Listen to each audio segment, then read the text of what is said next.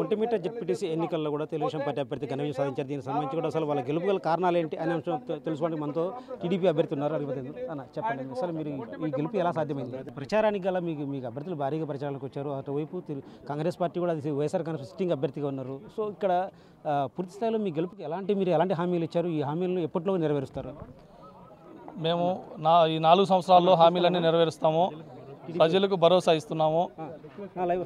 మేము చేసిన హామీలన్నీ నెరవేరుస్తాం. అంటే ఇప్పుడు మీ మండలంలో మొదటి నుంచి కూడా కొన్ని కీలక సమస్యలు ఉన్నాయి.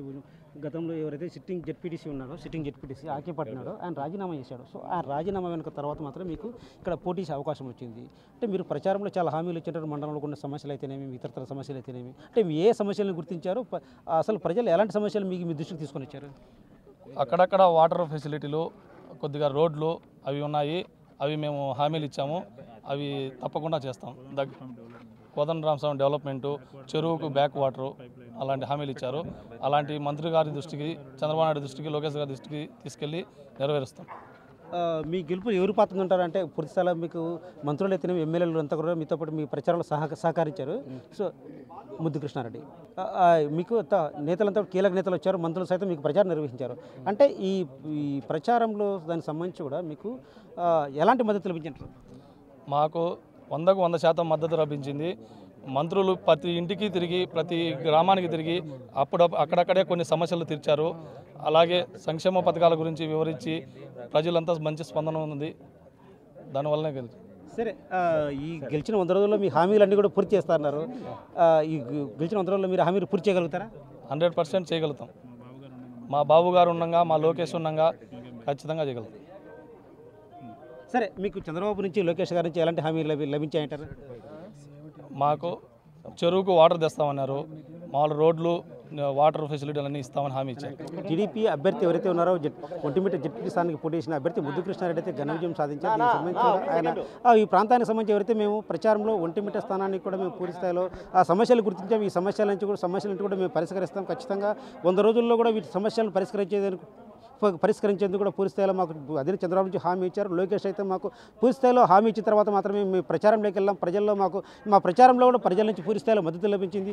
అందుకే దీనికి సంబంధించి కూడా మేము 24,000 ఓట్లు ఉన్నప్పటికీ కూడా దాదాపు 20,000 ఓట్లు పోలాయి. వీటిలో కూడా మేము దాదాపు 6,000 ఓట్ల మెజార్టీతో గెలిచాం. అందుకే ప్రజలు మాకు మద్దతు పలికారు, మేము పూర్తి స్థాయిలో గెలిపించారు. ఎవరైతే సిట్టింగ్ జెడ్పీటీసీగా ఉన్నారో ఆకేపట్టి అమర్నాథ్ రెడ్డి, ఆయన ఎమ్మెల్యేకి గెలిచిన తర్వాత ఈ స్థానానికి ఎన్నిక ఏర్పడింది. అయితే ఆకేపట్టి అమర్నాథ్ రెడ్డి జెడ్పీటీసీతో పాటు ఆయన జెడ్పీ చైర్మన్గా పనిచేశారు. అయినప్పటికీ కూడా మా ఒంటిమిట్ట మండలంలో ఎలాంటి అభివృద్ధి జరగలేదు. కేవలం ఎక్కడి సమస్యలు అక్కడే ఉన్నాయి. కనీసం ఒంటిమిట్ట చెరువుకు నీరందించే ప్రయత్నం చేయలేదు. ఇక్కడ వేలాది ఎకరాలు కూడా ఎండిపోయే పరిస్థితి ఏర్పడింది. చెరువులో నీళ్లు ఉన్నప్పటికీ కూడా నీరందించే దయనీయ పరిస్థితిలో ఉన్న నేపథ్యంలో మేము ఈ ఎన్నికల్లో పోటీ చేశాం. ఎన్నికల సంబంధించి కూడా మండల వ్యాప్తంగా కూడా ప్రతి సమస్యలంటే గుర్తించాం. ప్రతి సమస్యను పరిష్కరించేందుకు కూడా మా అధినేత క్లారిటీ ఇచ్చారు. అతనికి డిక్లరేషన్ ఫామ్ కూడా ఇచ్చారు. గెలిచినట్టు అయితే అందించారు అధికారులు, ఎన్నికల అధికారులు. ఆ పూర్తిస్థాయిలో 6,400 ఓట్లతో ఆయన గెలిచినట్టు కూడా దాదాపు ఎన్నికల సంఘ అధికారులు ప్రకటించారు. సో ఈ నేపథ్యంలో ఆయన మన బిక్కితో ఎక్స్క్లూజివ్గా కూడా మాట్లాడాడు. మా అధినేత చంద్రబాబు నుంచి మాకు పూర్తిస్థాయిలో ఆదేశాలు ఇచ్చారు. ఖచ్చితంగా మీ ఒంటిమిట్ట మండలంలో ఏవైతే సమస్యలు ఉన్నాయో వాటన్నిటి నా దృష్టికి తీసుకొని వచ్చారు. ఖచ్చితంగా వీటిని 100 రోజుల్లో పరిష్కరిస్తామంటూ మా అధినేత హామీ ఇచ్చారు. లోకేష్ బాబు సైతం హామీ ఇచ్చారని కూడా అభ్యర్థి చెప్తున్నారు. ఎట్టి పరిస్థితుల్లో కూడా ఈ సమస్యలన్నింటి పరిష్కార వేదిక దిశగా మేము రాబోయే 100 రోజుల్లో తీసుకెళ్తాం. ముఖ్యంగా ఎవరైతే ఉన్నారో గత 4 ఏళ్లలో జెడ్పీటీసీగా ఉన్నారో ఆకేపాటి అమర్నాథ్ రెడ్డి, ఆయన జెడ్పీటీసీతో పాటు జెడ్పీ చైర్మన్గా ఉన్నారు. అయినప్పటికీ కూడా మా మండలం సంబంధించి ఎలాంటి సమస్యలు పరిష్కారం కాలేదు. సాగునీటి సమస్యలు అయితే గ్రామాల్లో ఏవైతే రోడ్లు ఉన్నాయో ఇలాంటి సమస్యలు కూడా కనీసం చేయలేని పరిస్థితి.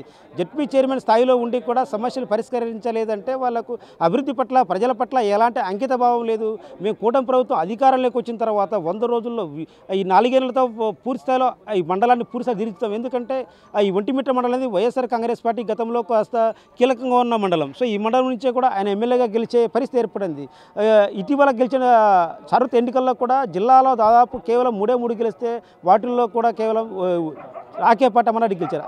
అయితే ఎందుకంటే వాళ్ళు కేవలం ఈ మండల స్థాయిలో ఎమ్మెల్యేగా ఉన్నప్పటికీ కూడా ఎలాంటి సమస్యలు పరిష్కరించలేదు. సో ఈ నేపథ్యంలోనే ఒంటిమిట్ట మండలంలో గెలిపించి రాబోయే ఎన్నికలు ఖచ్చితంగా రాజంపేటలో ఖచ్చితంగా తెలుగుదేశం పార్టీ జెండా ఎగరాలి. సో ఈ నేపథ్యంలో తెలుగుదేశం పార్టీ కార్యకర్తలు సైతం మొదటిసారి దాదాపు 3 దశాబ్దాల పాటుగా ఇక్కడ గతంలో అయితే కాంగ్రెస్ పార్టీ, తర్వాత వైఎస్ఆర్ కాంగ్రెస్ పార్టీ ఆవిర్భించిన తర్వాత కేవలం వైఎస్ఆర్ కాంగ్రెస్ పార్టీ అభ్యర్థులు ఇక్కడ జెడ్పీటీసీగా ఉన్నారు. అయితే అభివృద్ధి మాత్రం శూన్యమంటూ కూడా ఈ నేపథ్యంలోన ప్రజలు సైతం మొత్తం టీడీపీ అభ్యర్థికి పట్టకట్టేట్టు చెప్పారు.